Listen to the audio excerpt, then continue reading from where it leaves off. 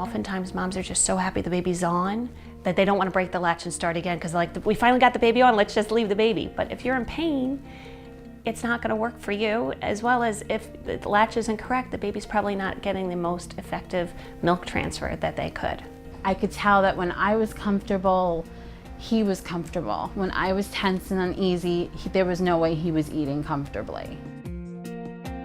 There are several different positions with breastfeeding. Basically, the right one is what works for you.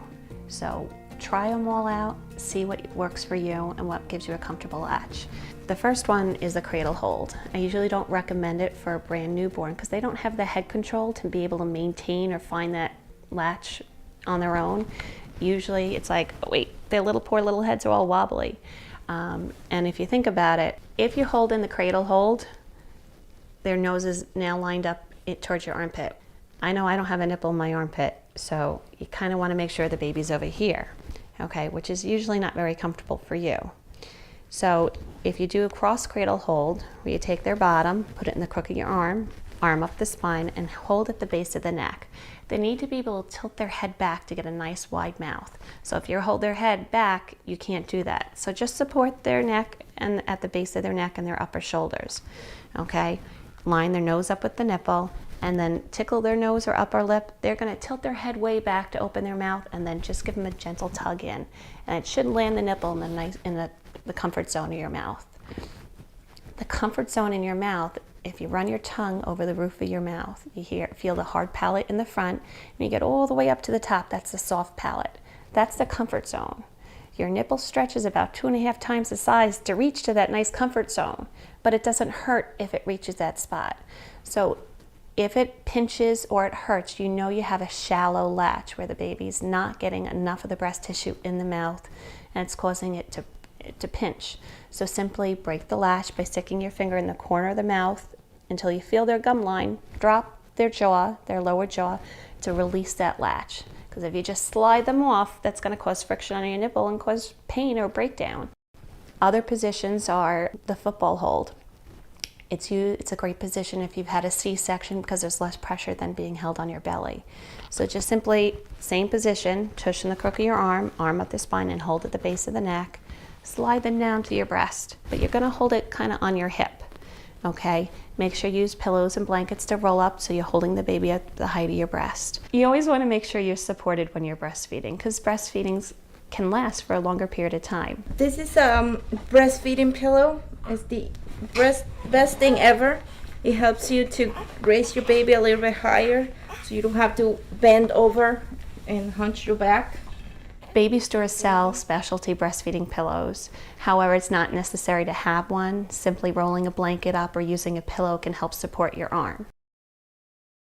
Typically, there is no time limit with the baby on the breast. There's very old school thoughts of giving the baby 10 minutes or 15 minutes on each breast. If you think about it logically, if I told you you had 15 minutes to eat, I came up to you at 15 minutes and I took your plate of food away and you were still hungry, you'd be kind of upset and hungry, okay? If I told you you had to eat for 15 minutes, but at 10 minutes you were full, you kind of feel uncomfortable because you're trying to force feed yourself and you can't do it. So if you follow your baby's cues, you let them stay on the breast as long as they're actively sucking, they fall asleep or they self-detach, or if they're a sleepy baby, you can't stimulate them to go anymore, then you know they're kind of done on that side. You break the latch, sit them up, burp them, wake them up again if you need to, and then put them on the other breast and let them go again. As long as they're actively sucking, they fall asleep or self-detach. If they're still hungry when they come off that second breast, you can offer them a third or a fourth breast. You can switch it, it's okay. Breast milk is produced by supply and demand. Okay, so you need to let your baby do the demanding they need to make the amount of milk they need. And your body will produce it. In the first couple of weeks of breastfeeding my first, I had a lot of pain. At some points I thought I might have an infection and I didn't. It was just, it was just pain. It was just painful to start with. Breastfeeding is not supposed to hurt. Pumping is not supposed to hurt.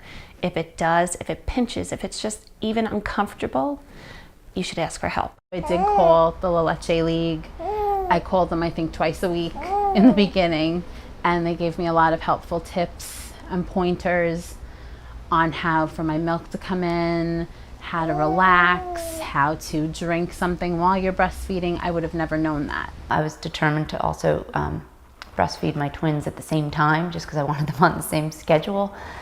So getting them to latch on at the same time was a bit of a challenge, and then it became painful, and then I thought I was doing something wrong. It's really just a process that you have to continue to work through. It's never too late to get help, but the sooner you get help, the sooner things are going to start getting better for you.